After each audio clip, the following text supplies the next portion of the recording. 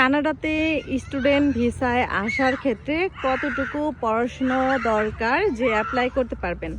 Masters degree complete করেই apply করতে পারবেন। সেক্ষেত্রে বাংলাদেশ থেকে মাস্টার ডিগ্রি কমপ্লিট শেষ করে কানাডাতে আপনার পছন্দ অনুযায়ী ইউনিভার্সিটিতে আপনি অ্যাপ্লাই করতে পারবেন। আপনি মাস্টার্স বা ডিগ্রি করার জন্য, পিএইচডি করার জন্য, এটা যে স্টুডেন্ট আসবে তার যে যেমনটা করতে মন চায় সেক্ষেত্রেই সে অ্যাপ্লাই করবে। আর পাশাপাশি অবশ্যই যেটা হচ্ছে একদমই আইএলটিএস দিতে হবে। আর সেটা হচ্ছে আইএলটিএসের নাম্বার হচ্ছে লাস্ট পর্যন্ত 9।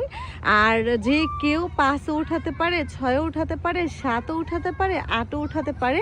বেশিরভাগই অনেক কম সংখ্যকই আছে 9 পর্যন্ত যেতে পারে। 9 তোলাটা অনেক কঠিন। যাই হোক, যে যতটা স্কোর উঠাতে পারবেন, অবশ্যই স্টুডেন্ট ভিসা অ্যাপ্লাই করার ক্ষেত্রে আইএলটিএস দিতে হবে। তো এই হচ্ছে। আর তাড়াতাড়ি যারা আসতে চান তারা অ্যাপ্লাই করে ফেলেন। অন্য একটা ভিডিওতে কথা বলি। আল্লাহ হাফিজ।